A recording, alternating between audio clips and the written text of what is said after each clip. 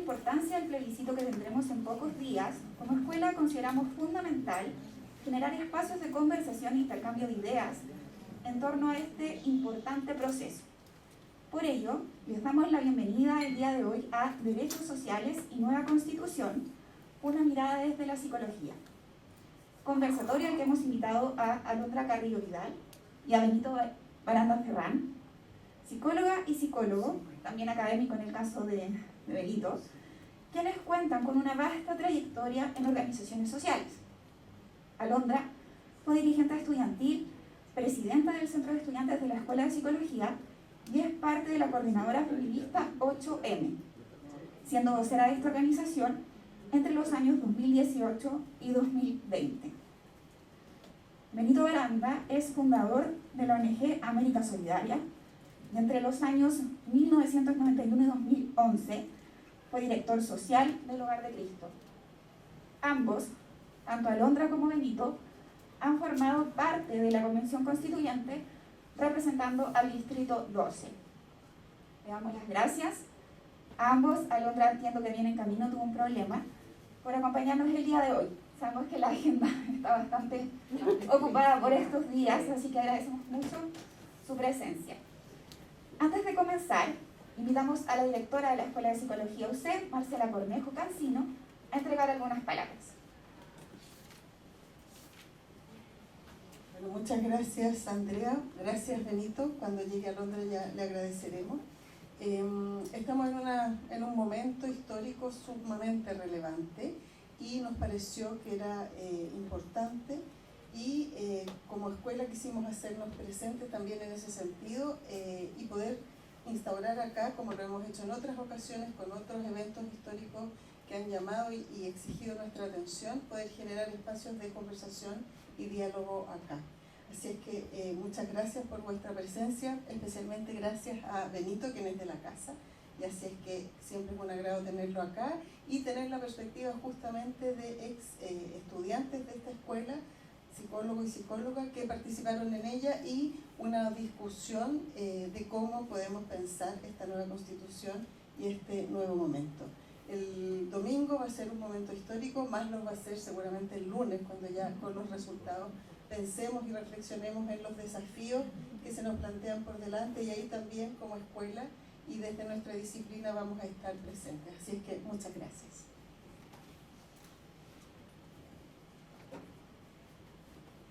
Muchas gracias a la directora de la Escuela de Psicología UC, Marcela Cornejo. Y como les comenté, Alondra tuvo un inconveniente, ya está por llegar, así que vamos a dar comienzo a esta actividad, dándole el pase a los moderadores de este conversatorio, que son la profesora Paula Luengo Canagri y al profesor Héctor Carvacho García, quienes van a ser los moderadores y también les van a explicar un poco cuál va a ser la modalidad de este conversatorio. Gracias. Muchas gracias, Andrea. ¿Se escucha? No, parece que no. Mejor con el inalámbrico. Exacto. Lo vamos moviendo. Muchas gracias, Andrea. Muchas gracias, Marcela, también por tus palabras y muchas gracias por la oportunidad, por este espacio. Bienvenidas y bienvenidos a todas y a todos ustedes. Bueno, estamos aquí en esta fría mañana de invierno porque seguramente esto nos mueve, nos convoca, nos involucra, nos preocupa. Y seguramente hemos llegado aquí con estados de ánimo distintos, ¿no? Quien seguramente con curiosidad, quien con temor, quien con un dejo de frustración, quien con ganas, quien con miles de preguntas todavía muy abiertas, quien con indecisión también, ¿no? Quien con necesidad de ser escuchado, con rabia, con indignación, quien con pasión, motivación y quien también con esperanza. Y es desde aquí, desde esta esperanza, que quisiéramos habitar también este espacio. Estamos en un contexto muy fervoroso, muy encendido, también con signos de intolerancia que hemos visto en estos últimos días, ¿no? Pero estamos aquí para tolerarnos desde nuestras diferencias, ¿no? La disciplina que nos convoca, la psicología, nuestra disciplina, es una disciplina por definición abierta al diálogo. Y por lo tanto es una disciplina necesitada cada vez más de espacios de diálogo.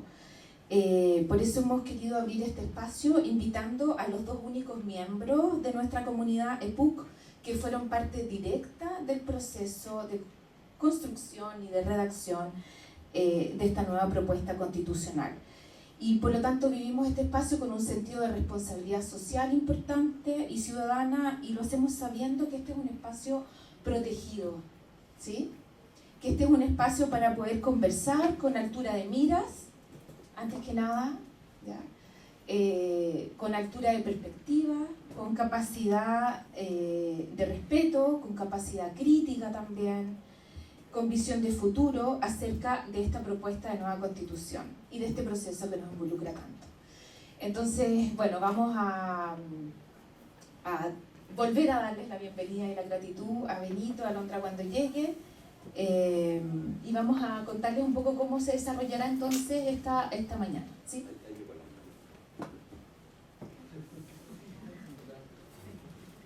Llegó, un aplauso. Hola, bienvenida. Pasa por acá mejor. Por aquí, por ahí. Hola, gracias. Déjela tu candidato. Eso fue.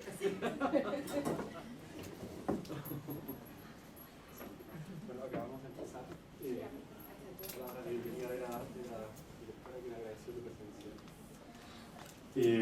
Bueno, me corresponde comentarles cómo hemos pensado con Paula estructurar esta conversación.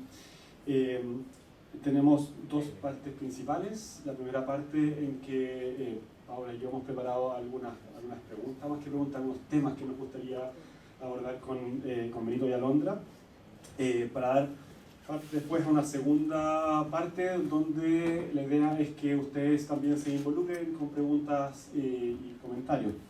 Dentro de los temas que nosotros proponemos, los dividimos fundamentalmente en tres cosas. Ahí libremente ustedes pueden ir abordando estos temas. Primero, y probablemente lo más obvio, ¿cierto? Es como tratar de que a partir de su experiencia en la convención, en la etapa previa a la convención y lo que ha sido desde el cierre de la convención hasta ahora, nos cuenten cómo se ha visto desde dentro, cómo ustedes como psicólogos, psicóloga han podido hacerse parte de ese proceso y han sido partícipes de un diálogo con toda la diversidad que estuvo presente en la convención y con todo el contexto que les ha rodeado desde antes y hasta ahora. Entendiendo, y aquí tal vez sea bueno hacer ese punto, ¿cierto? Como la idea de este espacio no es replicar en nuestra casa, en la Escuela de Psicología, el debate nacional que tiene tantas instancias y tantos espacios donde hay muchas voces que se convocan, sino darle como el sello especial que tiene poder contar con dos personas de nuestra escuela en este proceso, ¿cierto? Y mirarlo también desde la disciplina. El segundo tema, ¿cierto? O conjunto de temas es ya conversar directamente de aquellas cosas que nosotros pensamos son más específicas y atingentes a nuestra disciplina. Hemos apuntado 4 cosas, si ustedes lo quieren expandir está perfecto, ¿cierto? La más evidente es el tema de salud mental y cuidado como una cuestión que permeó la discusión en la convención. Lo segundo es a lo que podemos llamar la interculturalidad o vivir como en la diversidad cultural en nuestro país, ¿cierto? Tercero, también bastante evidente y un característico de este proceso ha sido el tema del género, ¿cierto? La perspectiva de género y cómo se ha debatido en torno a esta idea dentro de la convención. Y finalmente lo que convoca nuestro título, ¿cierto? Los derechos sociales. Tal vez hay otros derechos que ustedes quieran hacer hincapié. Y finalmente, como tercer gran tema, nuestra invitación es a discutir ya tal vez como una mirada más global, pensando de nuevo en la diversidad y en lo que apuntaba Paula hace un rato, el tema del el diálogo social, cómo se construyen puentes, cómo se dialoga en la diversidad. Pensamos que una característica que ha tenido este proceso es que ha levantado multiplicidad de voces, algunas de esas voces que hasta antes de este proceso habían estado más bien ausentes del debate político en la esfera más pública, más institucional, y una vez que esas voces se levantan, no hay mucha justificación para que no sigan participando. Una vez terminado el proceso de la Convención Constituyente, hay otras voces que también se han levantado y que siguen participando, y en el fondo, sin importar cuál sea el resultado de este domingo, el tema del diálogo y cómo convivimos con esa diversidad es probablemente el desafío más importante que como sociedad enfrentamos. Así que si podemos tener su perspectiva en eso sería fantástico. Así que, bueno, esa sería la agenda. Yo creo que vayamos Vamos al grano. a lo que todos Sí, escuchar. una cosa por si todos no lo tuvieran presente, bueno, ya han sido presentados nuestros dos invitados, pasen acá adelante. En términos de sus trayectorias académicas y profesionales, pero también es interesante notar que, bueno, Benito ocupó, fue parte de la Comisión de Derechos Fundamentales y de la Comisión de Ética, y Alondra de la Comisión de Reglamento y Sistema Político. Así que 5 comisiones distintas a nuestros dos invitados. Es un tremendo honor tenerlos aquí con nosotros, así que les pido a todos un gran aplauso para ellos por haberse hecho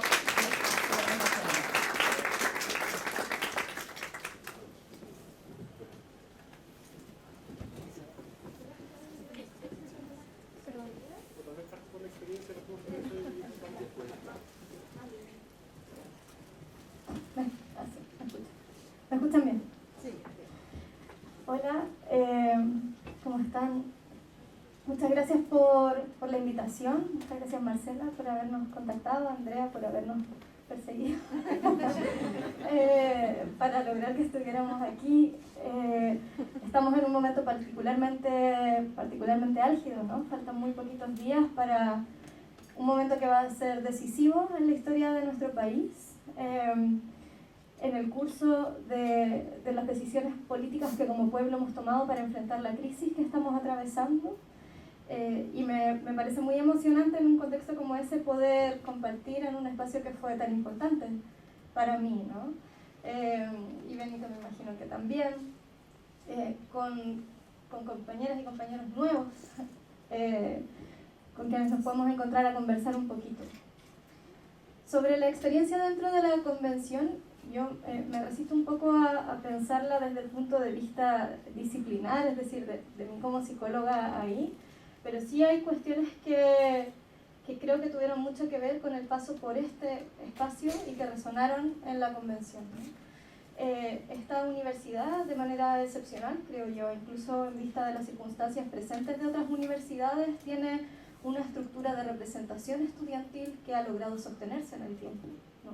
Tenemos organización estudiantil desde lo que nosotras, no sé si se le sigue llamando así, pero le llamábamos territorios, hacia una instancia general de representación donde nos encontrábamos entre distintas y distintos. Yo, teniendo pocos parámetros de democracia, de experiencias de democracia en una biografía de 30 años en Chile no había muchos momentos de apertura democrática, quizás mi principal parangón fue este ejercicio, o sea, el ejercicio que yo conocía en esta universidad, ¿no?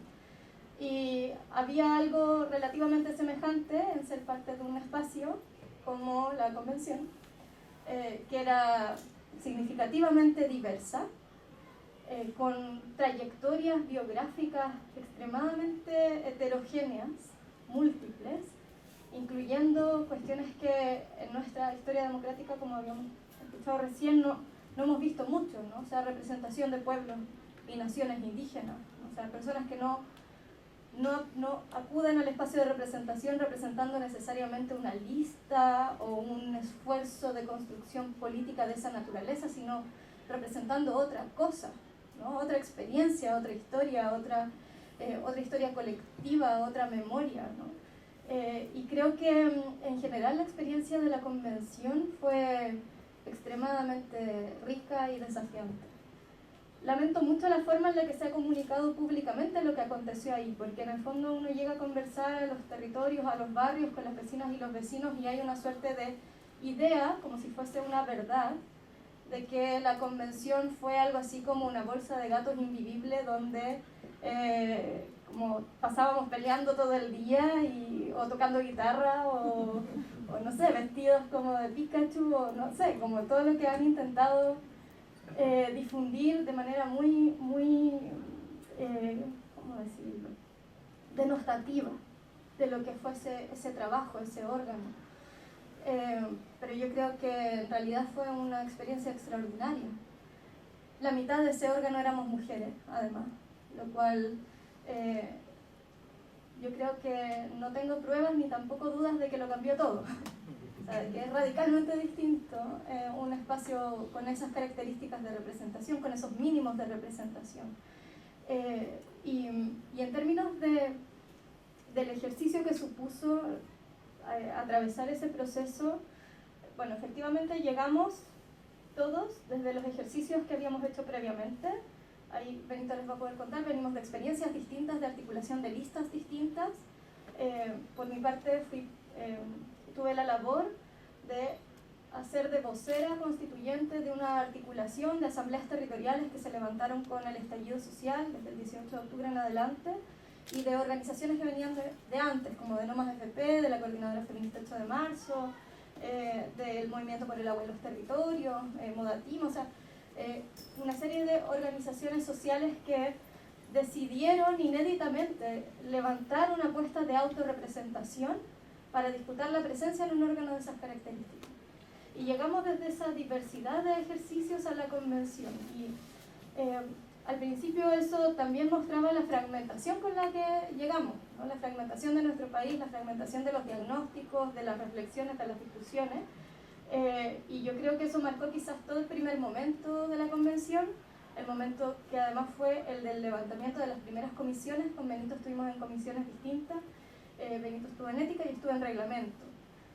Además de esas dos comisiones también estaba la Comisión de Participación Popular, de Presupuesto y Asignaciones, de Memoria, o sea, de Derechos Humanos, Verdad, Justicia, Reparación y Garantías de No Repetición, que fue una comisión tremenda, ¿no?, a la que le tocó escuchar y contener una demanda de ser visto, de ser escuchado, que llevaba por lo menos un par de décadas ahí y que además venía arrastrando las violaciones y la experiencia del estallido social y de la represión masiva y sistemática. Y entonces ese primer momento yo creo que fue un momento extremadamente convulso, difícil, y de aprender a comunicarnos en alguna suerte de lenguaje común, que fue un tremendo trabajo. Pero yo creo que se logró, porque ya en el segundo momento, donde nos dedicamos propiamente tal a debatir las normas constitucionales que iban a quedar plasmadas en el texto constitucional, ya habíamos aprendido un poco a conocernos más o menos de dónde veníamos y a debatir, ¿no? Y ese debate fue extremadamente rico. Y la pena es que por el poco tiempo que tuvimos para hacer una constitución, porque un año para escribir una constitución es absurdo. La constitución actualmente vigente se escribió en 7 años por un grupo de no más de 12 personas. En ese breve tiempo, una enorme cantidad de las discusiones y de las reflexiones que se dieron, por así decirlo, fuera del momento de la comisión, de la transmisión, del registro. Fueron una serie de momentos de debate, de discusión política, de negociación, que se desarrollaron fuera de cámara, por así decirlo. Y que yo creo que fueron la parte más rica del proceso. Y vamos a tener un enorme trabajo ahí para poder sistematizar toda esa información, esa discusión, y para también tratar de plasmar el ejercicio de la constituyente chilena, ¿no? de este acontecimiento que fue encontrarnos 154 personas mandatadas a escribir 155, terminamos siendo 154 personas mandatadas a una tarea que yo creo que es gigantesca, ¿no? Que quedó como quedó en este texto. Yo encuentro que viene muy de cerca, ¿no? Pero yo encuentro que al menos se logró proveernos de algo que ha sido una tremenda herramienta para el debate democrático en nuestro país, para la discusión política, para que lugares quizás que nunca habían tenido por objeto de su reflexión colectiva las normas y los términos de nuestra vida en común pudieran comenzar a hacerlo. Y nada, eso para partir la conversación sobre la experiencia dentro. Yo creo que da para días de estar hablando.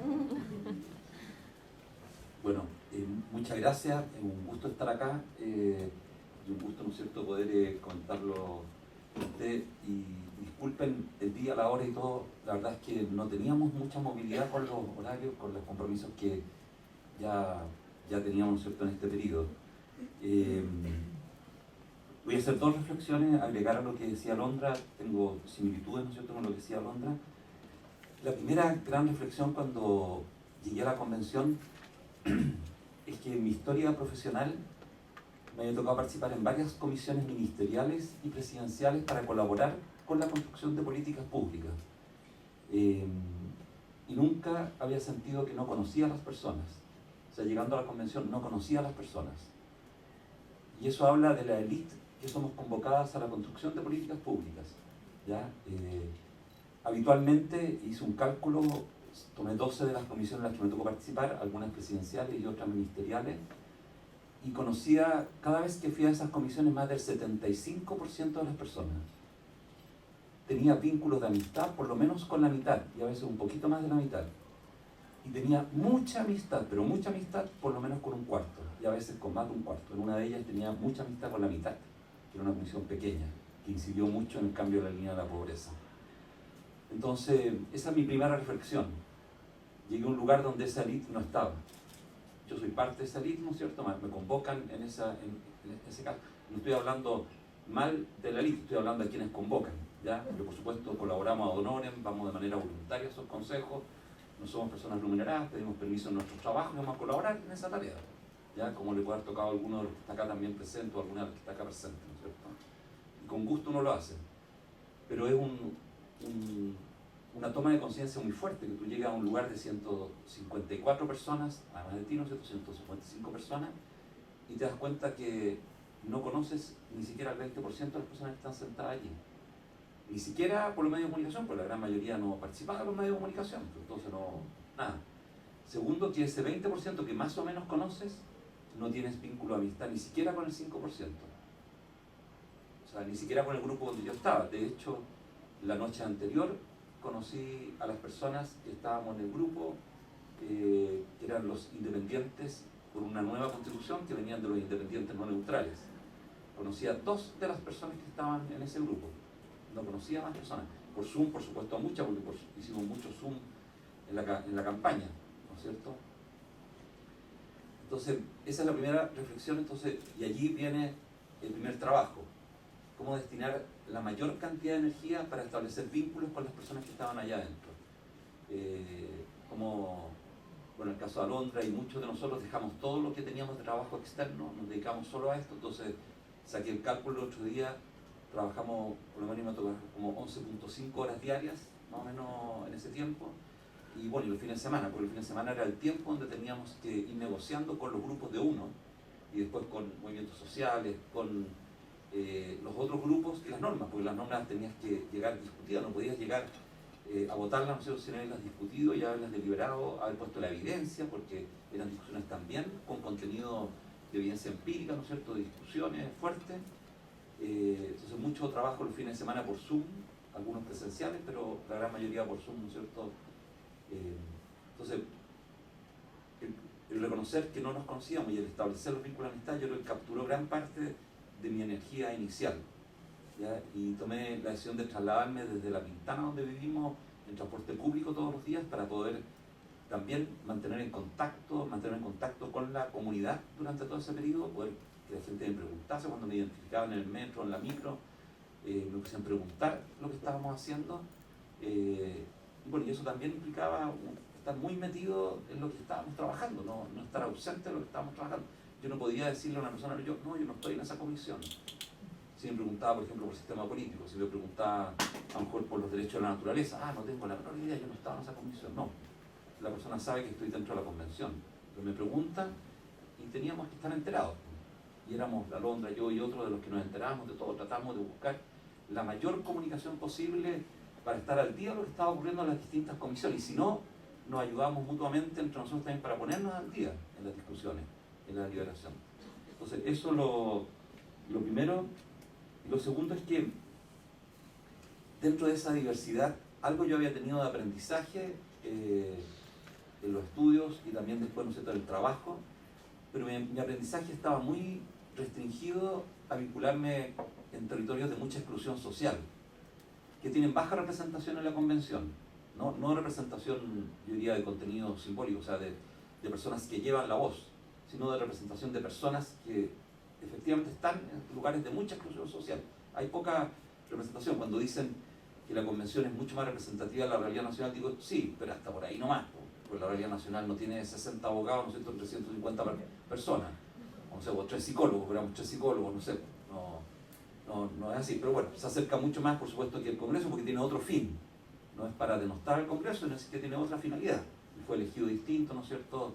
Entonces, la segunda gran reflexión es el convivir un año en medio de una gran diversidad, o sea, de una gran diversidad, o sea, de pensamientos distintos, ideas distintas, deliberaciones y discusiones que yo no había tenido. Por supuesto, yo había tenido mucha cercanía con los pueblos originarios, particularmente con los mapuches, pero no había tenido con los Nicanantay, con los atacameños nunca. Entonces me tocó vincularme mucho con el representante del Nicanantay, con Félix, y trabajar mucho juntos, estar en salas en conjunto, ¿no es cierto?, y conversar hasta tarde muchas cosas. Bueno, todo eso te mete en una diversidad que uno no conoce. Yo que recorría Chile habitualmente con los garrilistas, más o menos me conozco casi todos los poblados, ciudades, conozco familias, me alojo en las casas de la familia, todo eso, me doy cuenta que no conocía, no sé si el 10%, el 15% de la realidad nacional, ¿ya? O sea, metí en un mundo que no conocía, ¿ya? Y lo digo con harta humildad porque uno creía antes de entrar a la convención que venía de un conocimiento de la diversidad, y estando dentro de la convención la diversidad es gigantesca, gigantesca. Y la de los pueblos también es gigantesca, los pueblos originarios. Me tocó estar ahora en Puerto Williams con Lidia González, y yo había estado en Puerto Williams ya en 2 ocasiones antes. Y bueno, yo me metí en un mundo, el mundo de los yagán, que yo no tenía conocimiento. Tenía conocimiento, por supuesto, de lectura y todo, pero conocimiento de la vida o de la cultura, no tenía conocimiento. Entonces, lo segundo, ¿no es cierto?, es como darme cuenta de una diversidad que no está internalizada y que no está en mis imágenes del mundo, ¿no es cierto? Porque claro, como repito arte, algunos de ustedes me han escuchado, y que me encanta, ¿no es cierto?, esa frase de Bauman que dice que uno se hace la imagen del mundo a partir de la experiencia. Bueno, las experiencias de uno son limitadas. Uno nace en un lugar, se cría en un lugar, ¿no es cierto?, y tiene experiencias limitadas, no tiene muchas experiencias tan diversas. No es que se traslade de territorio, se va a vivir a otros lugares. Y esto, claro, fue un abrirse a un mundo muy grande, muy distinto. Y lo tercero que me sucedió con mucha fuerza fue la cantidad de gente que llegó a la convención, lo que decía Alondra, a conversar. Yo no imaginaba que iba a ser así. O sea, era impresionante, todos los días llegaba gente y todos los días pedían audiencia. De hecho, las comisiones nuestras, que era la Derecho de Naturaleza y Derechos Fundamentales, no pudimos recibir toda la audiencia, hubo que hacer sorteos. También en las otras comisiones también hubo que hacer sorteos, pero las nuestras eran impresionantes. La cantidad de gente que pedía hablar. A mí no me alcanzaban las horas para poder recibir a toda la gente que pedía por la plataforma de lobby el hablar conmigo. Y yo tenía como práctica, al igual que Gaspar Domínguez, el vicepresidente de la convención, en el segundo periodo, recibir a toda la gente. Pero la persona que me ayudaba me decía, pero Benito, la podemos rechazar. Y decía, ¿por qué la voy a rechazar si no tengo la menor idea de que no diga esa persona? O sea, si me hago un tiempo, tengo que hacer un tiempo, mala pata, que me diga lo que me diga, no. Y nunca hacer tiempo perdido, porque además la persona quiere hablar algo conmigo. O sea, no. Y claro, las tenía que hacer casi todos por Zoom, ¿no es cierto? Porque las tenía que hacer muy temprano, las pobres personas tenían que levantarse muy temprano, porque si no, no alcanzaba, porque partía la sesión y terminábamos muy tarde. Entonces, esa diversidad de historias y de vidas de personas, también hay yo encuentro que hay un desconocimiento tan grande de la historia. Les pongo un ejemplo, y que se habla poco en Chile. Estamos en la discusión de tierras, ¿no es cierto?, de las tierras indígenas, y todos hablan del territorio mapuche. ¿Y qué pasa en el norte? ¿Qué ocurrió después de la Guerra del Pacífico? No lo aprendimos en la escuela ni en el liceo. Bueno, después de la Guerra del Pacífico, el Estado de Chile les confiscó las tierras a todos los pueblos originarios, a los quechua, a los aymara, a los licanantay. Les quitó las tierras y pasaron a ser tierras fiscales, porque fue el triunfo de la guerra. Y todas esas tierras fiscales nunca se las devolvieron. ¿Y qué es lo que piden? Con documento en mano, que eran de su propiedad. El gobierno boliviano le había entregado las tierras a una comunidad, el gobierno peruano se las había entregado, y el Estado se las expropió. Y cuando comienzan a llegar los documentos y la gente te los muestra a través de un Zoom y te dice, mira, aquí está el documento en 1847, cuando la comunidad de Alicanantay, no sé dónde, atacameña, el gobierno boliviano le entregó el cerro tanto, que el cerro sagrado, el lugar donde pastaban los animales, y todo eso se quitó. Y el fisco determinó que era tierra fiscal, y el fisco se lo podía entregar a la minera, le podía quitar el agua, secar el río San Pedro, ¿no es cierto?, desde arriba de la cordillera, que llega al salar San Pedro, todo seco, porque le pusieron un tubo gigante para arriba a las mineras, y se chuparon toda el agua y sacaron todos los ahillos que tenían, ¿no es cierto?, o la siembra que tenían los quechos hacia abajo. Bueno, cuando uno comienza a escuchar eso, dice, no es el Chile que yo conocí, no es el Chile que yo aprendí, no es el Chile que yo estudié, no me lo enseñaron así, y un Chile que está afuera. O lo otro, no sé, ustedes saben cuánta de la plata que se produce en Chile se queda en Santiago. Bueno, muchísimo más de la mitad. Y gran parte de la riqueza se genera afuera. Y no vuelve nada. El 20% volverá, el 21, el 22, el 18%. Y eso cuando tú lo empiezas a escuchar de la comunidad, que te lo dice a través de una audiencia. O llegas a Calama, y nos tocó estar en Calama, y las personas... Termina la reunión en Calama, una reunión masiva que tuvimos en Calama con toda la gente de la comunidad, de derecha, izquierda, no sé de dónde, de toda la gente que opinó, levantaba la mano, opinaba, y a todos los que fuimos los convencionales, los 15 que nos tocó ir allá, y termina y se para toda la gente y se pone a cantar el himno de Calama, llorando así como con dolor, por esto que lo han dejado abandonado, pues les quitaron la plata. A partir de la década de los 70 no se pudieron quedar nunca más con un porcentaje que se quedaban de la riqueza que se producía en Calama, y Calama se empobreció. Y hoy día tiene más de 6.000 familias sin vivienda, viviendo en campamentos. Entonces las realidades, cuando uno comienza a escucharlas, a diferencia de cuando yo visitaba esos lugares desde el Hogar de Cristo, me gustaba con un grupo de personas solidarias que querían colaborar, se armaba la hospedería de Calama, pero yo no veía esto otro. No me reunía con una comunidad amplia donde tenía que escuchar, no me reunía con la comunidad de Alicanantay, me reunía con personas de esa comunidad que querían armar un programa de infancia, un jardín infantil intercultural, perfecto, pero no me metí en esa comunidad. Entonces descubrí que el Kumsa fue una lengua que se prohibió, que la universidad, gracias a la universidad, ¿no es cierto?, allá en Antofagasta lograron revitalizarla y que hoy día ya se está volviendo a hablar el Kumsa. Entonces lo tercero que quería señalar es que, producto de la cantidad de escucha, y yo creo que en eso que decía Alondra de reconstruir la historia, yo creo que esta es la parte más rica de la historia. La cantidad de escucha y de personas que fueron a hablarnos, de documentos que nos llegaron, yo creo que hay una riqueza ahí que, inclusive para la historia de Chile, es demasiado importante porque es como la historia oculta. Esa historia que no la conocimos, que no la estudiamos, que no la escribieron los historiadores y las historiadoras, y que inclusive se negó.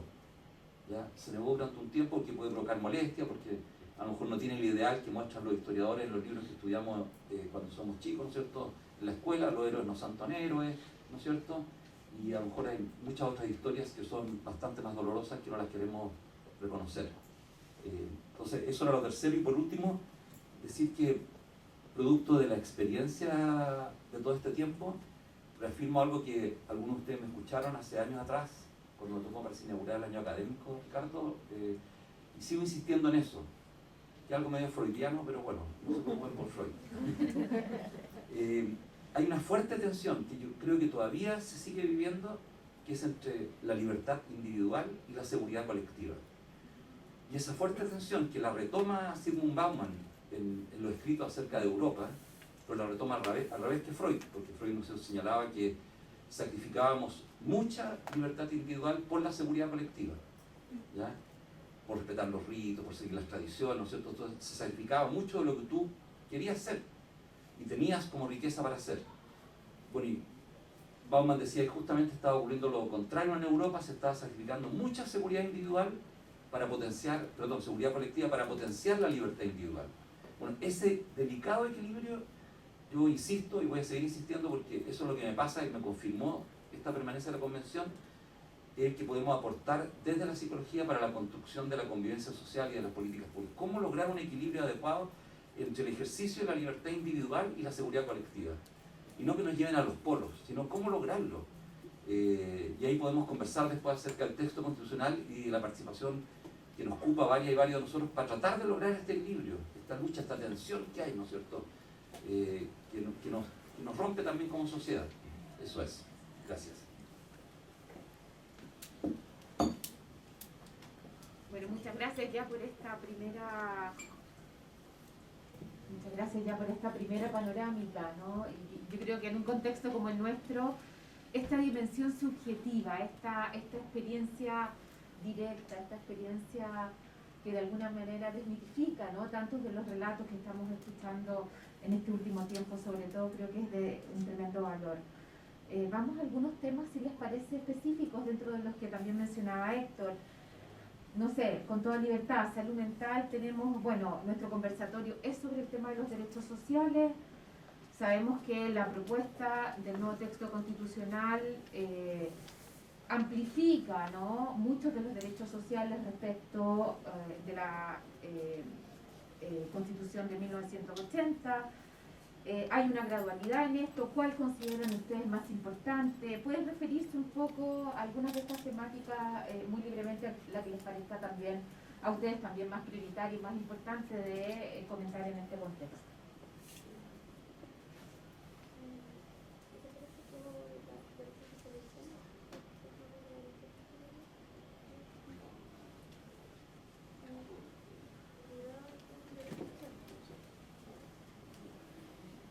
Estábamos dividiendo la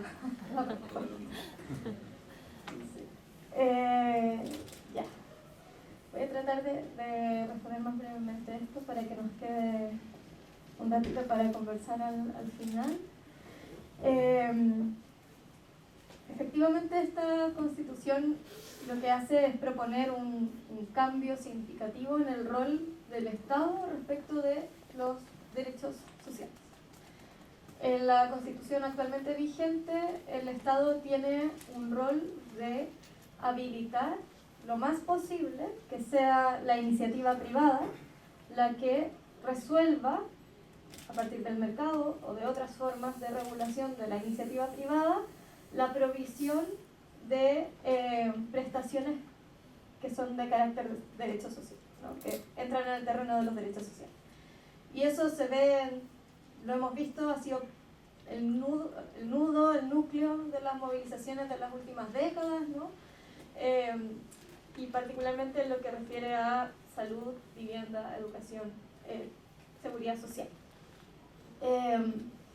Esta propuesta de constitución efectúa un cambio muy importante, porque lo que dice es que el Estado tiene que ser un Estado social y democrático de derecho, o es un Estado social y democrático de derecho, y que por lo tanto el fundamento del Estado y lo que orienta toda la actividad del Estado es garantizar los derechos para toda la población. Es decir, el Estado tiene que asegurarse de que los derechos que declara constitucionalmente efectivamente sean posibles de ejercer para las personas que habitan Chile. Y para eso tiene que proveer directamente, o tiene que asegurarse de que exista la provisión de todas las prestaciones requeridas para garantizar esos derechos.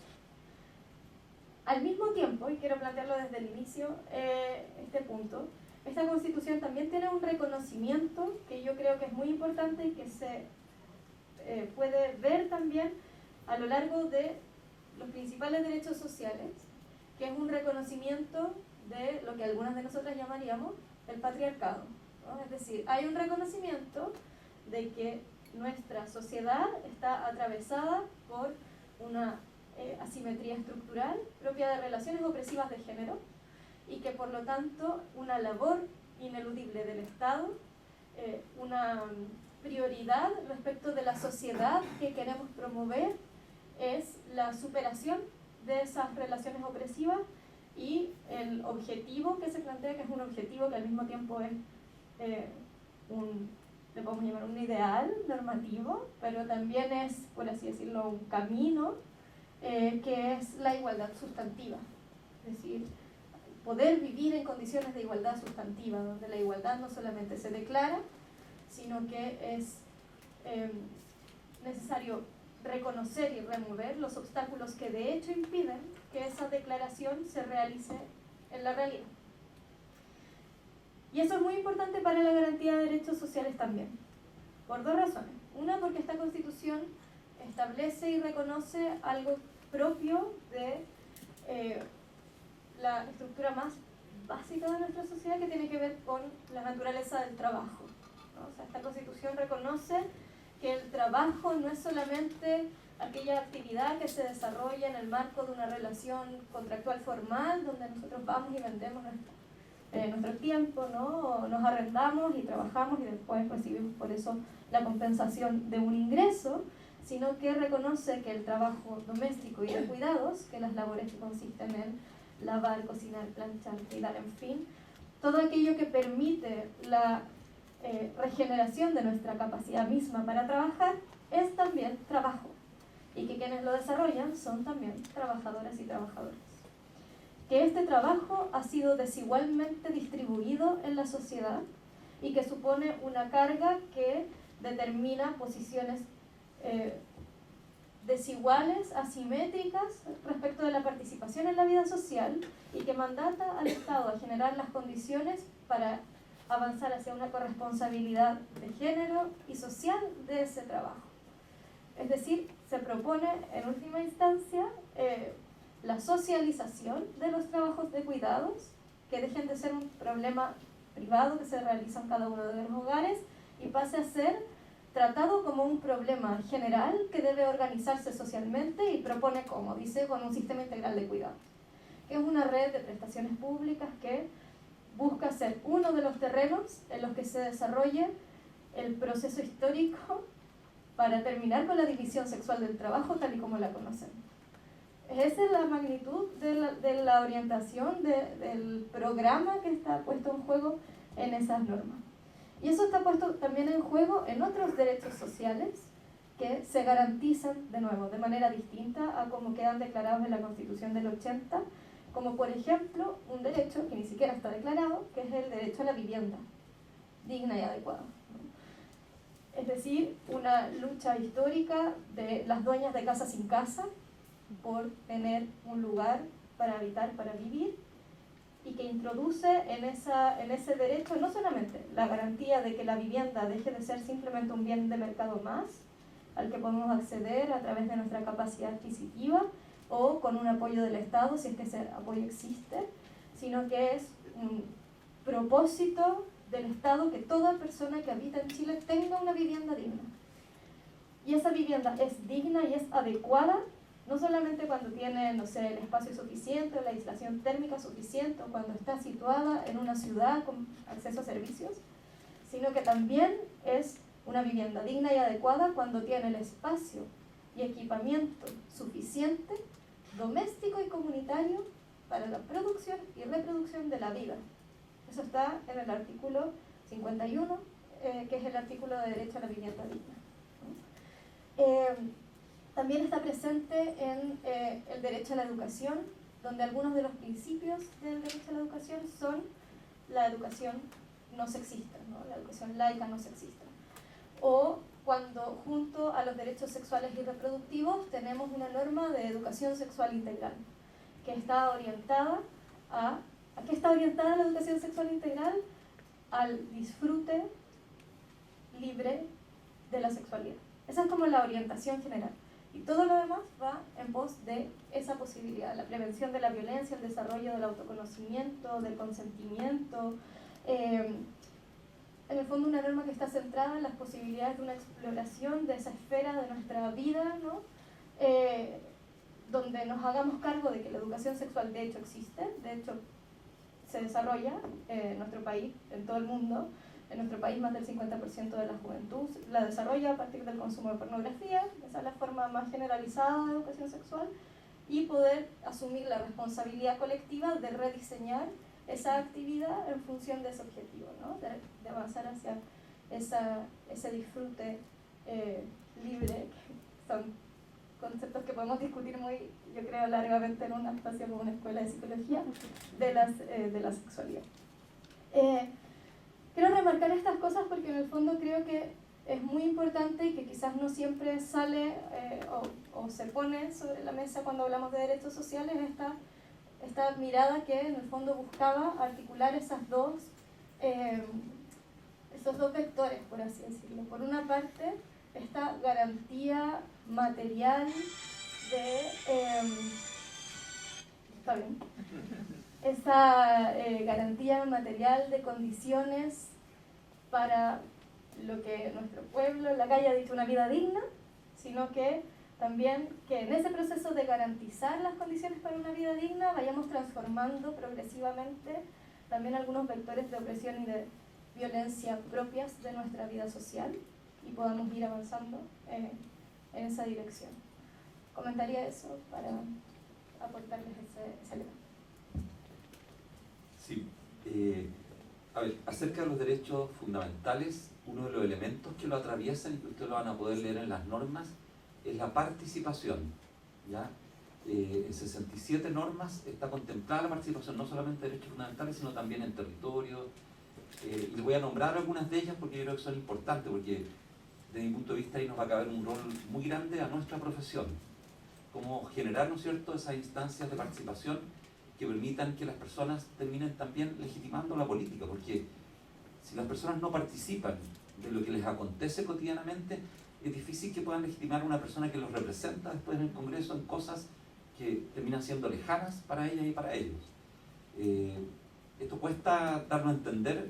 Me tocó un diálogo antes de ayer en relación a esto y costaba mucho cuando dedicamos un capítulo completo a la democracia participativa y pusimos mecanismos, pero esos mecanismos también, siendo cercanos a las personas, son para momentos de participación, pero no es para la participación cotidiana de las cosas que te incumben a ti, que te afectan cotidianamente en la vida diaria. Y les voy a poner algunos ejemplos de ello porque lo atraviesa muchos derechos fundamentales.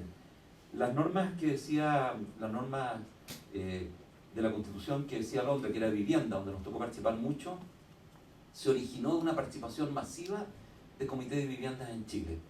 Y es la norma que seguramente es una norma que tiene mayor participación ciudadana, ¿ya? Porque además algunas de nosotros, tanto Alondra como yo y otros de los constituyentes, no presentamos una norma de vivienda. Porque ustedes sabían que los constituyentes presentábamos normas con 8 firmas e iban igual que una iniciativa popular de norma a ser deliberada.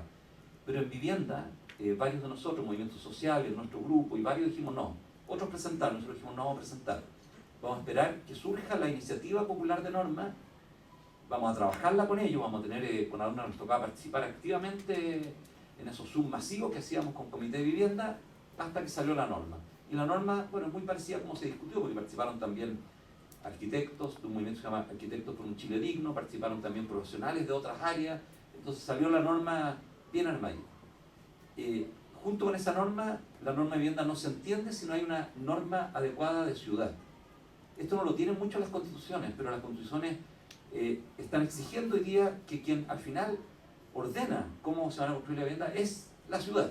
Entonces tú puedes asegurar una vivienda digna, ¿no es cierto?, pero si no tienes un adecuado ordenamiento territorial, al final puede ser que esa vivienda sea un mal lugar donde vivir, porque te excluya socialmente, ¿no es cierto?, te margine o te lleve a vivir en un lugar de mucha homogeneidad social, cultural, que al final te impide incluirte en una sociedad más heterogénea. Entonces va acompañada la norma 51, se entiende con la norma 52, donde hay participación de la comunidad. Pero la tercera norma, que también se entiende, es cuando a muchos se les pregunta, ¿no es cierto?, y se nos dice en muchos de los debates que tenemos, que no se dice nada sobre seguridad en la Constitución. Bueno, se dice mucho más que en la Constitución de los 80. Léanse la norma 53. El derecho a vivir, ¿no es cierto?, en entornos seguros, libres de violencia, firmada transversalmente por personas de derecha hasta más de izquierda dentro de la Convención. Y una norma muy bien construida, ¿ya? Es una norma que mandata al Estado, por supuesto, reconoce ese derecho, mandata al Estado, pero ordena la acción también del Estado.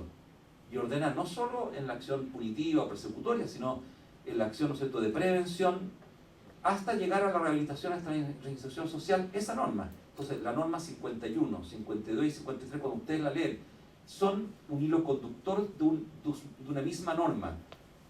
Entonces, los derechos fundamentales quedan consagrados, ¿no es cierto?, en esas normas, lo que es vinculado al hábitat donde tú estás. ¿Ya? El hábitat se supone donde vivimos, ¿no es cierto?, que sea un espacio, como comentábamos con algunos de ustedes antes de comenzar, para cuidarnos entre nosotros, para desarrollarnos, para que crezca, ¿no es cierto?, la familia, y como la definía Alondra recién. Y es notable porque en la norma de vivienda, se van a dar cuenta ustedes, en esta famosa discusión que me produce mucha tristeza y además rabia también, ¿no es cierto?, de la propiedad, que tienen que ver si la mayor cantidad de la vivienda va a ser propiedad siempre, ¿ya? Y así son, ¿no es cierto?, en la política chilena. Pone, ¿no es cierto?, un párrafo que lo que tiene que asegurar el Estado no es solo una vivienda permanente, sino también tiene que dar seguridad a las familias de viviendas transitorias. ¿Qué significa eso? Bueno, que si una mujer sufre violencia intrafamiliar, el Estado tiene que proveer rápido una casa de acogida o una vivienda transitoria donde poder seguir, ¿no es cierto?, esa persona con sus hijos o ella. O si una persona, por ejemplo, duerme en la calle, si una persona es mayor y queda abandonada. O sea, el techo no solo se vincula a una familia, a una persona que postula un subsidio, sino que se vincula a cómo tú permites que ese techo sea para todas las personas que viven en un país. Ese es el derecho a la vivienda, ¿no es cierto?, digna y adecuada. La participación llevó a que fuesen extensos. Ustedes lo pueden leer, ¿no es cierto?, están muy definidos, pero también, como decía el otro día el abogado Cordero en una columna, lo lleva también a que sean extensos el relato de estos derechos, a que la política ha sido ineficaz para poder presentarnos programas, leyes, ¿no es cierto?, que protejan efectivamente estos derechos, que los garanticen. Y como ha sido ineficaz, bueno, tuvimos que restringir la acción de la política a través del enunciado del derecho. A nosotros nos hubiese bastado poner vivienda digna y adecuada, como dice, no sé, la Constitución española. Pero ¿cuál es la discusión? ¿Piensan ustedes que llegue vivienda digna y adecuada al Ministerio de Vivienda? Uno la va a interpretar A, ¿no es cierto?, el ministro actual y su equipo, y el ministro actual y el otro la va a interpretar B. Bueno, ¿y qué hicimos? Bueno, pusimos los atributos de la vivienda adecuada, porque digna es más subjetivo, ¿no es cierto?, pero los atributos de la vivienda adecuada a nivel internacional que Chile ha firmado. Y los pusimos los 10 atributos. Y me decía un profesor mío extranjero, el extranjero me decía, Benito, no será mucho, me decía, pero bueno, pusimos las casas de acogida porque restringes, o sea, dice, yo mandato, y a lo mejor en la Constitución dentro de 40 años, cuando tengamos reemplazo constitucional, bastará decir como la alemana, vivienda, salud y todo, porque todos entienden que la vivienda tiene que ser para todos, digna y adecuada, que la salud tiene que ser para todos, ¿no es cierto?, y no para los que puedan pagar, y que, no sé, la educación tiene que ser, ¿no es cierto?, de la misma calidad para todas las personas, no dependiendo del bolsillo de las personas.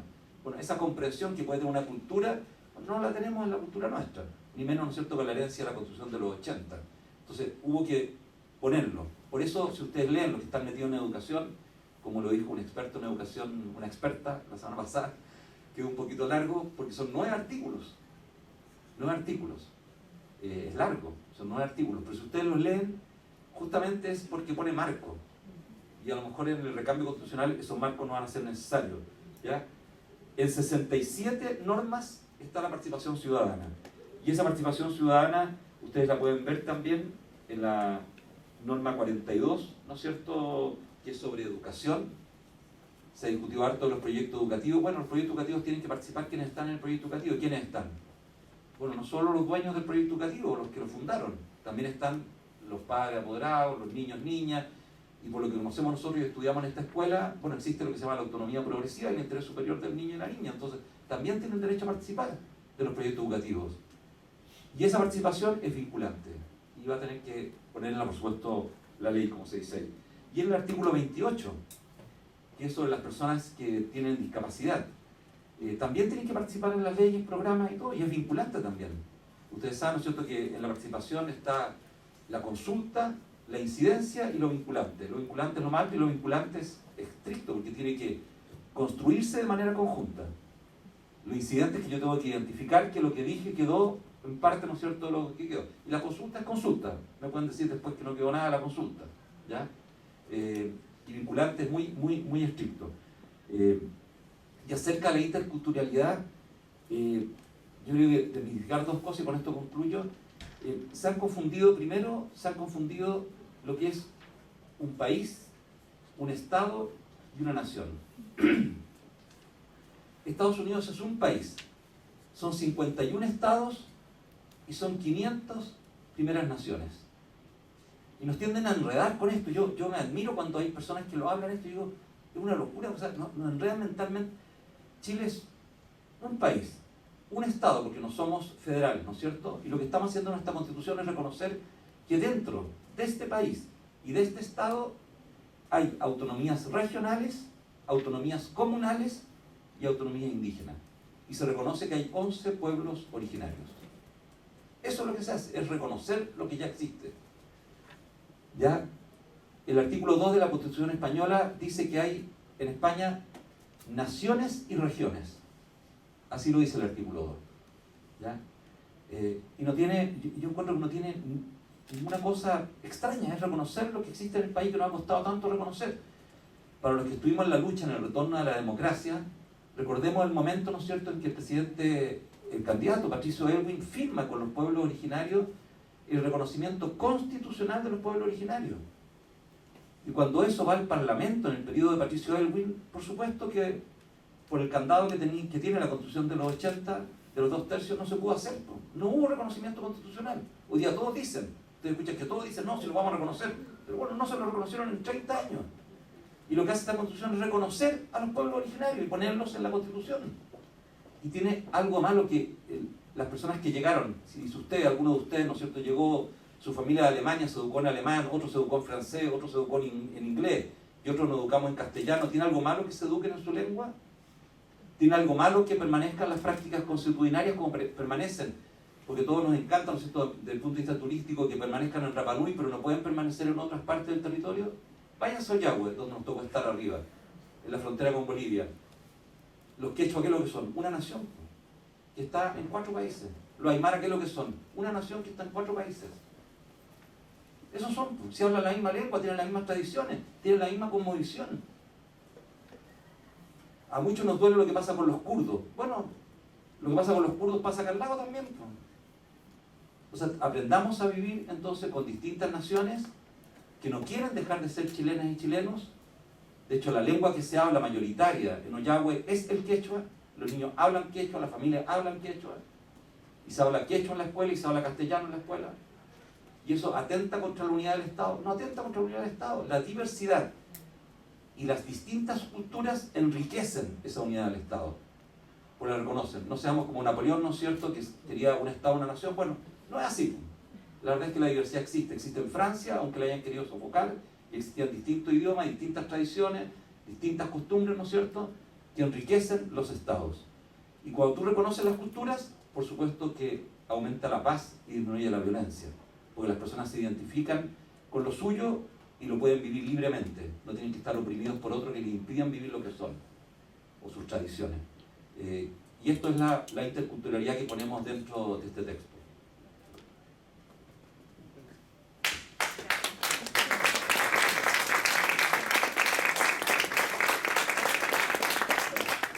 Muchas gracias a ambos. Yo creo que estamos en el momento de invitar a la audiencia que se involucre. ¿Les parece que tomemos varias preguntas a la vez y que al hombre Benito vayan abordando como les vaya apareciendo, ¿cierto? Así que eso, abramos al tiro el espacio para preguntas. Yo también propongo y puntualizaría que tratemos de no hacer las preguntas muy largas, sino que así podemos dar más espacio para que muchos, porque estamos un poco también con la hora un poco justa. Ustedes tienen acá adelante igual una comunidad en la que hay una amplia representación de los distintos estamentos. Tenemos funcionarios, estudiantes, profesores, no solamente, digamos, también tenemos un pluralismo interno nosotros. Así es que, y en ese sentido también destacar que, bueno, obviamente ustedes, como lo dijimos al inicio, ¿no? Alondra y Benito son parte de nuestra comunidad Escuela de Psicología. Los dos obviamente están por una parte, digamos, dentro de las opciones del plebiscito, pero esperamos que también en este debate y en estas preguntas ustedes también puedan expresar inquietudes acerca de las distintas opciones que pueden estar barajando frente a la opción del dominio. ¿Sí? Entonces, abrimos la palabra.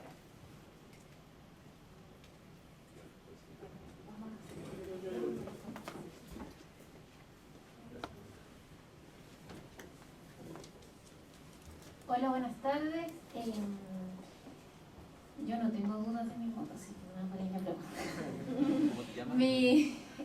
Primero nada, quiero solamente agradecerle. Mi nombre es Joana Ortiz y yo soy periodista y trabajo en el Instituto Milenio para la Investigación en Violencia y Democracia, que está anclado en la Universidad Católica y la Universidad Alberto Hurtado.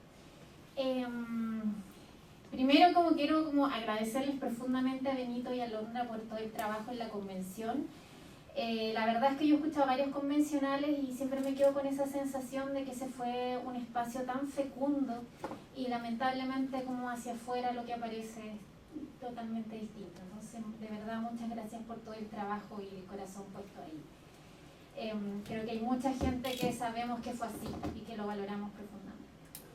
Y mi pregunta o comentario, voy a poner un poco en aprieto a Benito, perdón, pero bueno, así le toca a uno ser nomás.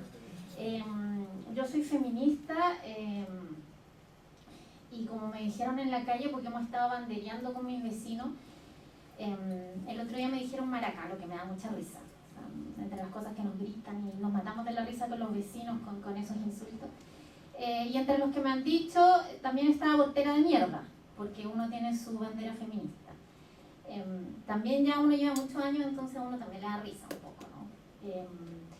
Pero igual me parece interesante reflexionar, y mi pregunta, porque sé más o menos lo que Alondra piensa al respecto, pero Benito es una persona cristiana, del mundo cristiano, y a veces es difícil tratar estos temas que son tan valóricos, porque lo que se tiende a pensar es que uno desde el lado del derecho a decidir lo que quiere es obligar a las personas a que aborten, claramente. Entonces un poquito de cómo desde alguien que no necesariamente está en la vereda de los aborteras se ve o se ven estos derechos y qué pasa con que tengan un nivel constitucional, como cuáles son los argumentos desde la sensatez, desde el amor cristiano. Quisiera como conocer un poquito. Si puedes levantar las manos, así vamos dando. Sí, acá. Sí. Hola, Javiera Cortés Monroy de la Escuela de Trabajo Social y Académica. Que primero solo agradecerle y llorarle en admiración por el trabajo que han realizado en el lugar. Y mi pregunta es cómo esta constitución nos puede aportar a mejorar la situación de los niños que están en la protección especializada. Tengo la sensación de que está lento eso, que el servicio Mejor Niñez no ha significado un avance en ese aspecto, y me gustaría saber su opinión al respecto. Recogemos una pregunta más. Una o dos más, sí, acá una y otra más. Y acá, ok. Ricardo. Oye, agradecerles igualmente a Alondra y Benito, como tuve que leer el texto en profundidad ya que lo adaptamos, en realidad quiero reconocer el trabajo detrás. Yo tengo solo una duda, que es una duda que tiene que ver con la calidad de nuestro Estado, ¿ya? Yo en realidad creo que, sobre todo el de los derechos, nos va a obligar a tener un Estado mucho mejor que el que tenemos hoy día. Pero no viene el texto con tanta claridad respecto de cómo se hace eso, ¿ya? Y eso sí me dejó preocupado, ¿ya? Porque si tenemos un Estado mucho más grande con la calidad del Estado actual, yo creo que tenemos un problema. Eso. Acá.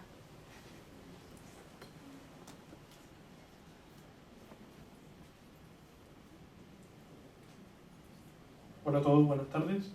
Mi nombre es Carlos Rodríguez. Les comento lo siguiente. Soy venezolano con 12 años en Chile, con derecho a voto. Soy seminarista, es decir, me estoy preparando para ser sacerdote. Si ven, este es el proyecto de ley, la tengo rayada y remarcada. Les comento lo siguiente. Yo creo que aquí hay muchos derechos. El derecho a la vivienda, a la salud, a que la mujer sea reconocida. De verdad que los valoro muchísimo, porque creo que como Estado hay muchas deudas con la sociedad. Sin embargo, por la experiencia que yo tengo, de ser venezolano y por la Constitución de Venezuela, que llevó una reforma también y que la estudié en el bachillerato, como no tienen idea, una de las cosas que a mí me preocupaba del nuevo proyecto de ley no eran los derechos que establece, sino los poderes que pueda tener el presidente, o que no haya una división de poderes como tal. Y la nueva constitución, váyanse a los distintos poderes, el legislativo, incluso en la Contraloría, al Banco Central, el presidente tiene mucho poder en todas estas instituciones, en el servicio electoral también. Entonces, ¿cómo se le garantiza realmente a la población que reside en este país que esto no va a ser una dictadura constitucional? Porque todos estos derechos son legítimos, pero no tienen ninguna validez si un presidente puede hacer lo que quiera. En Venezuela, desde antes de Chávez, los pueblos originarios tenían representación en el Parlamento. La Constitución establece que en el Estado Amazonas y en Ciudad Bolívar, los pueblos originarios se les respeta las tierras, es decir, son intocables. Googleen ahora cómo están los pueblos originarios, porque el Estado permitió que industrias que vienen de Rusia, de Irán, de Cuba, exploten los suelos que eran de territorio originario, donde esas personas están sufriendo, donde son matados por delincuentes, por narcotraficantes, y la Constitución establece que se les respete las tierras, su cultura. Entonces, y todo esto es apoyado también por el gobierno, porque ellos son los que, junto con el poder legislativo, quienes han aprobado todos esos proyectos. Muchas gracias. Bueno, tenemos 4 preguntas. No sé. Sí, con 4, sí. ¿Con 4? ¿Sí? ¿Está bien para ustedes? Ya. Hay una coordinación edición, acá. sí, para no alargarnos tanto. Bueno, yo ahora no me pones en aprieto, ¿eh? Me la preguntan todos los días, si no tengo es la pregunta, y como voy mucho también a conversar en templos evangélicos y en centros cristianos donde se juntan evangélicos y católicos, y hay por el apruebo, y hay indeciso, y hay también por el rechazo, me la preguntan. A ver, y Alondra ya me ha escuchado esta respuesta, me la escuchó el otro día en la Florida, así que... A ver, de las 388 normas que se votaron y de las 57 transitorias, yo voté a favor de todas. Y muchas veces me preguntan, me dicen, ¿qué cambiaría? Yo la verdad es que no cambiaría mucho, pero bueno, si hay que cambiarlo y la democracia lo hace, bienvenido sea, si pasa hasta el capítulo 11 para cambiarlo, si esa es la democracia, ¿ya? Y está con participación popular. Pero sí voté, me abstuve en un inciso, y que es en el inciso segundo del artículo 61.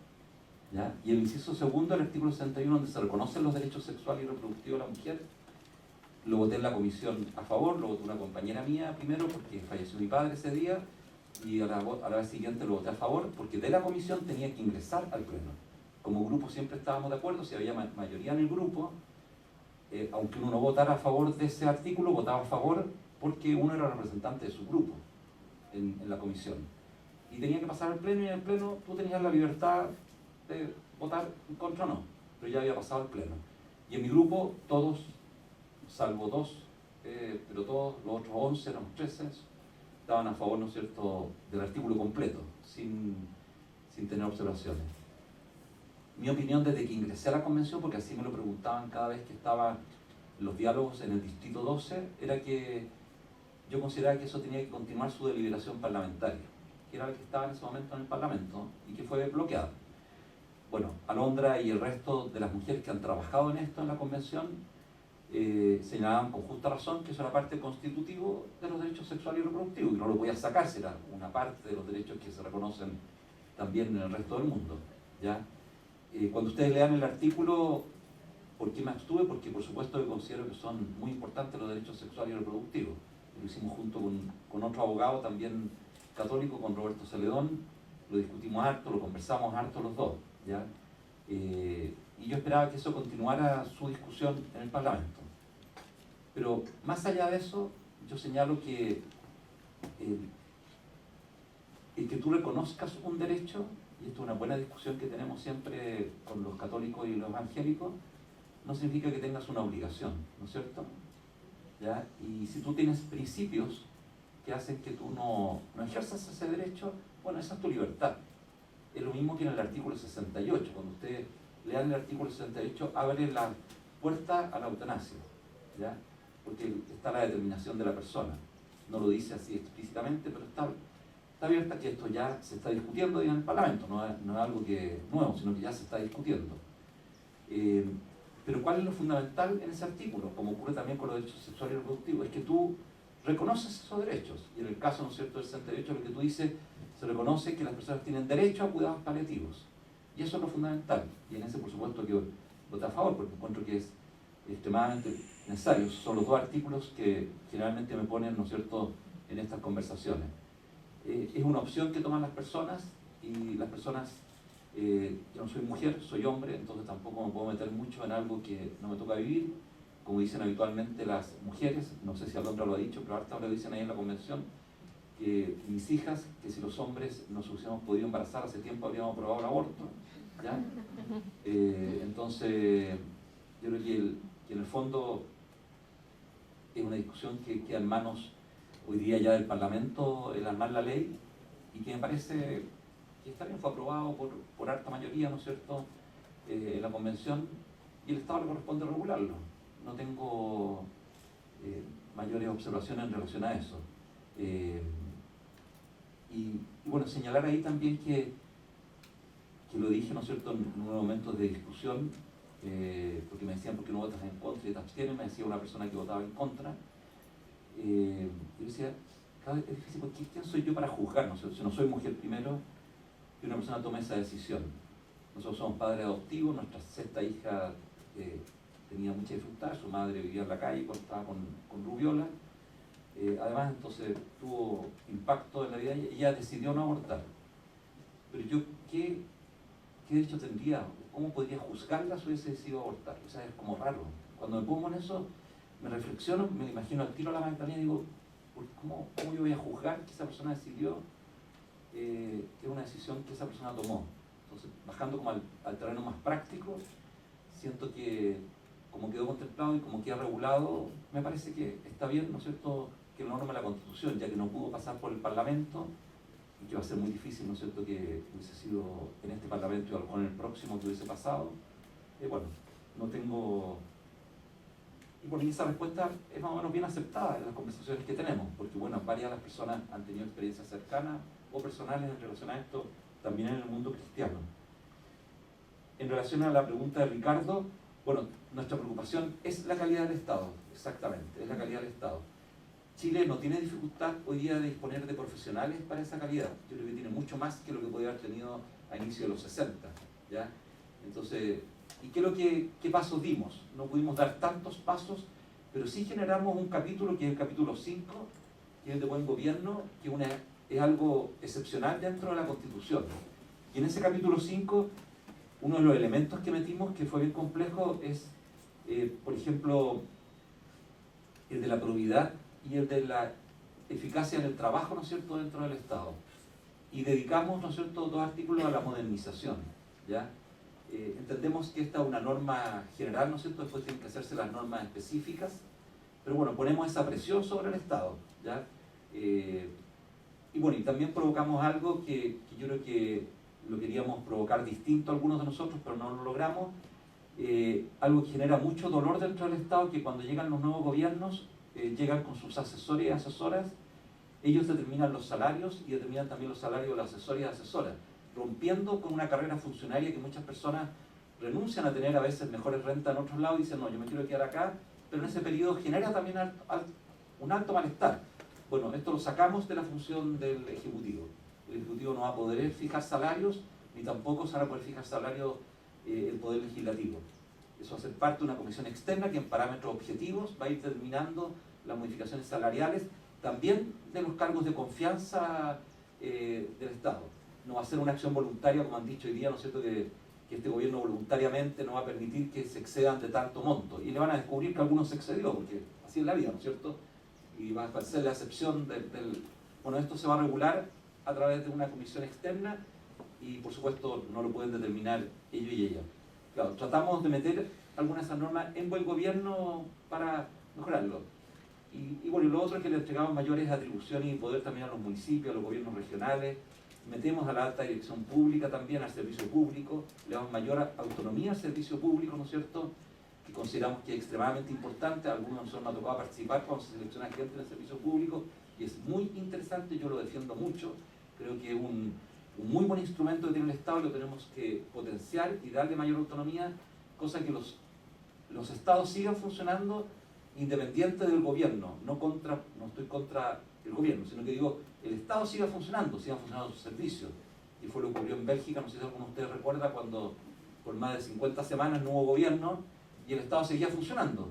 O sea, me parece malo que sea así, pero sigue funcionando porque las personas requieren, ¿no es cierto?, que siga funcionando el Estado. ¿Ya? Eso es.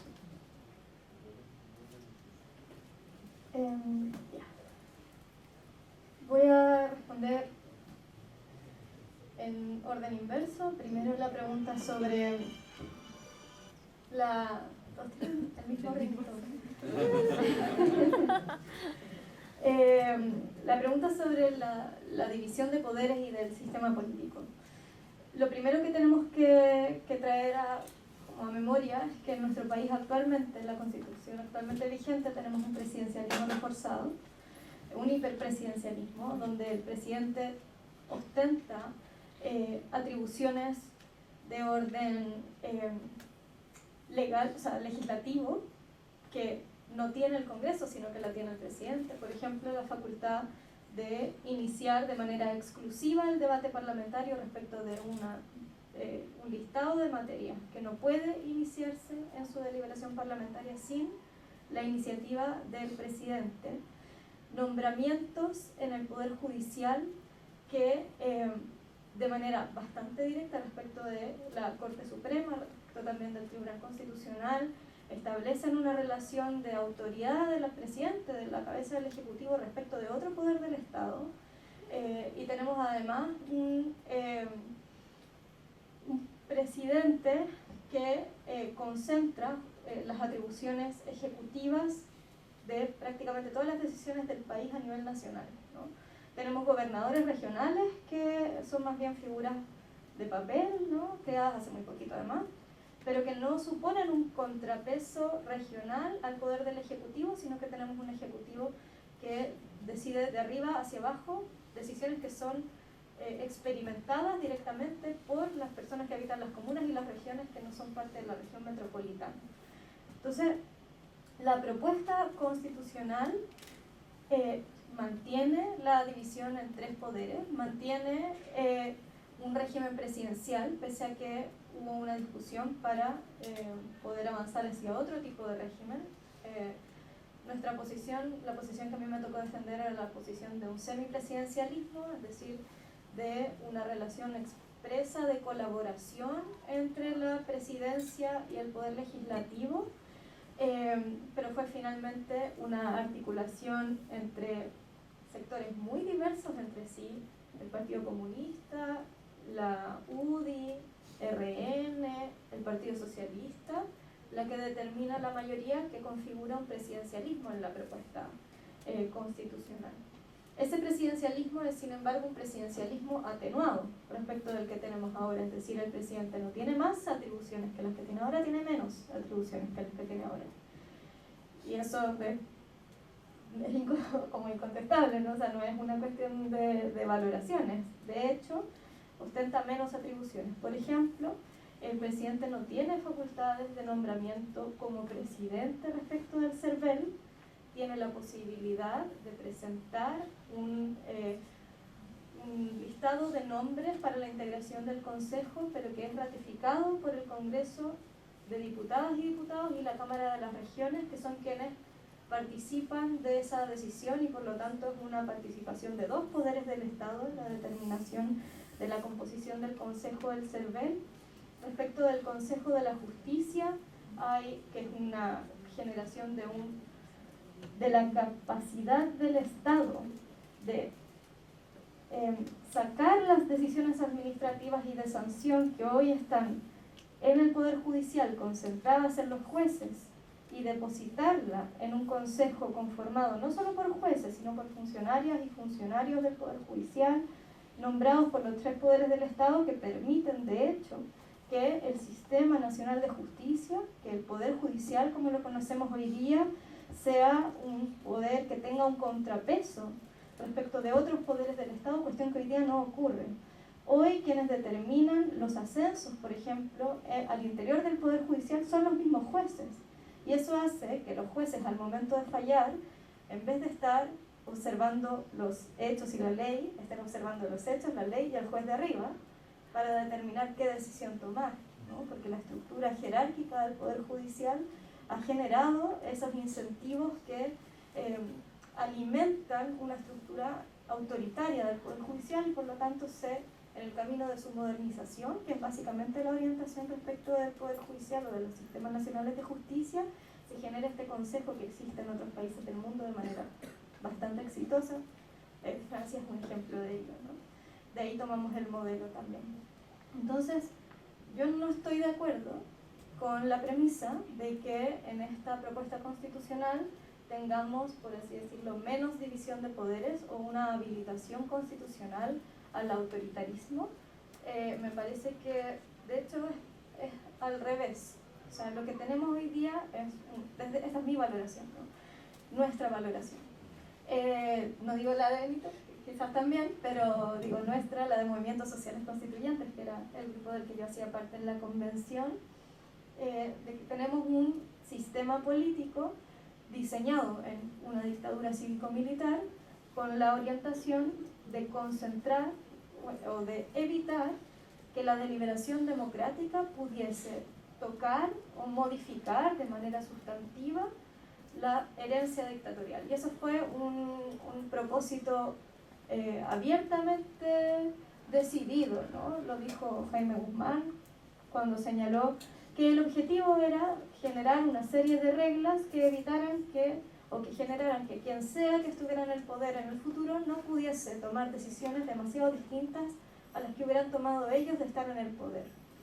La propuesta constitucional rehabilita algunas de las posibilidades de debate democrático del Congreso que hoy están negadas. Por ejemplo, en una figura nueva, que es la figura de la iniciativa de concurrencia presidencial necesaria.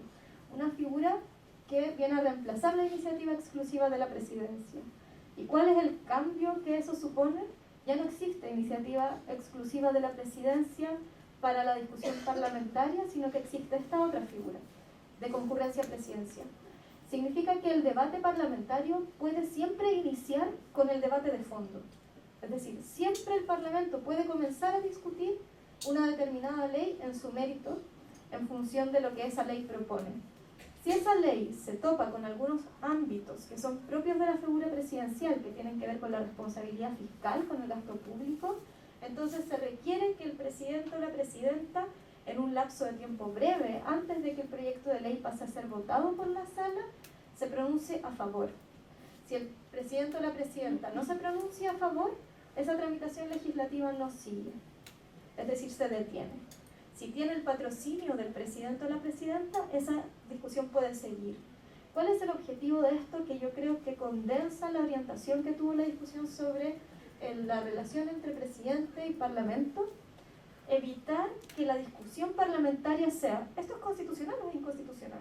¿Es constitucional o es inconstitucional que el Congreso presente un proyecto de ley de postnatal de emergencia en medio de una pandemia cuando no hay ninguna respuesta proveniente del Ejecutivo para las mujeres trabajadoras que están siendo forzadas a ir a trabajar presencialmente, pero que no están teniendo a disposición la sala cuna que debería proveerle el empleador porque la sala cuna está cerrada por pandemia?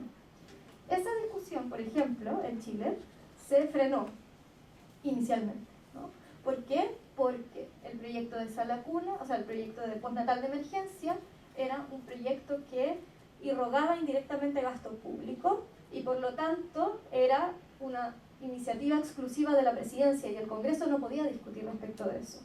No podía discutir sin que fuese el presidente o la presidenta quien propusiera el proyecto de ley. Para evitar que esa sea la discusión en un contexto como ese y que la discusión sea más bien ¿es necesario o no es necesario un proyecto de postnatal de emergencia? Es que se crea esta figura. El objetivo general que tiene el diseño del sistema político es que el legislador pueda legislar. Como el objetivo así, más global. Y por eso también se reemplaza el Senado por la Cámara de las Regiones.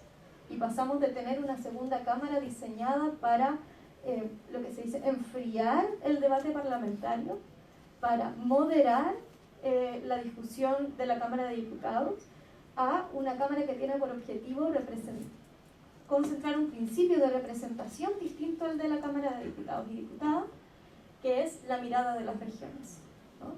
Es decir, esta mirada de las diferencias territoriales que impactan en la discusión legislativa y que entonces se representa en igualdad.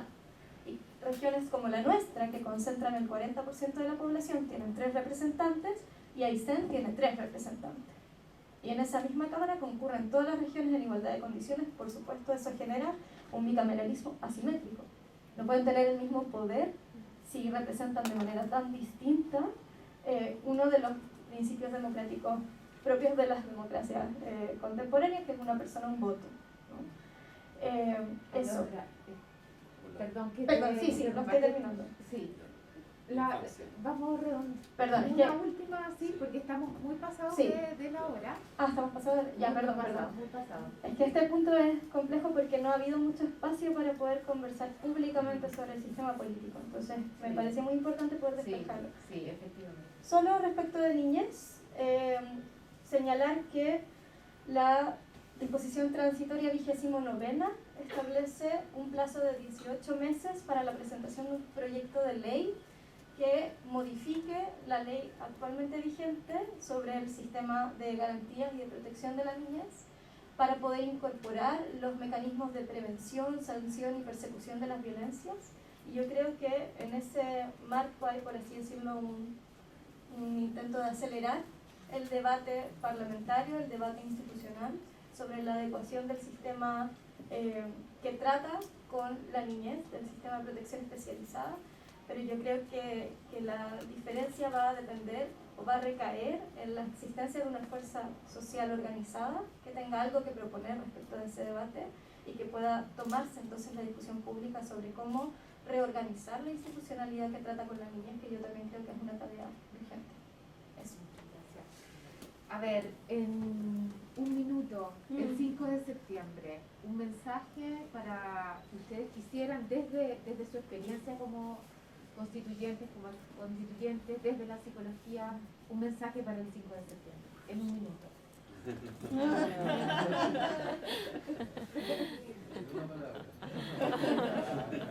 O en una palabra.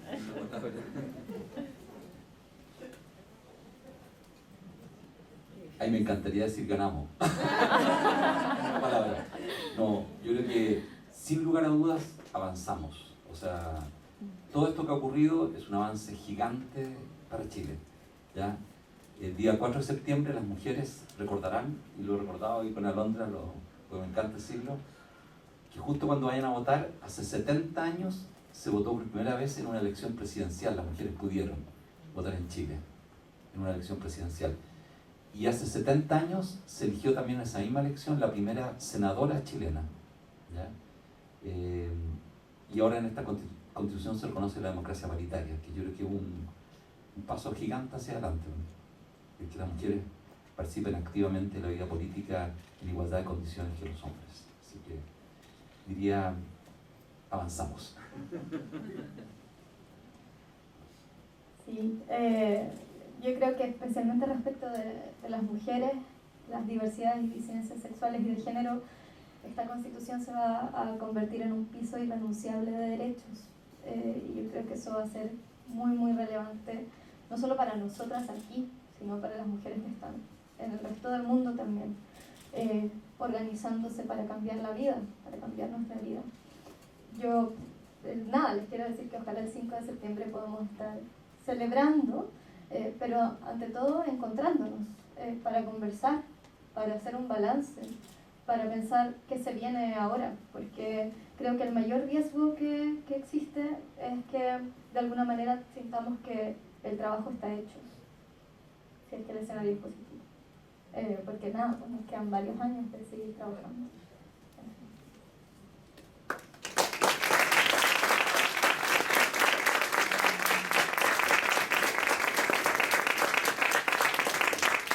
Bueno, solo quería agradecer primeramente a Benito y Alondra por el tiempo, por abrirse a dialogar con nosotros, volver a su casa para conversar estos temas, y así como han dicho algunos de ustedes, por el trabajo y el cariño que demostraron en esta cuestión que nos importa a todos, nos afecta a todos y no es una discusión de hoy día, sino que es una discusión del futuro, ¿cierto? Eso, la invitación queda para todos y todas, ¿cierto? Para seguir involucrándose, para seguir informándose y sobre todo, siguiendo el llamado de Alondra, para seguir trabajando, dialogando y construyendo comunidad desde nuestro quehacer profesional o desde nuestro rol como ciudadanos. Así que, bueno, gracias a todos y todas por su participación. Muchas gracias.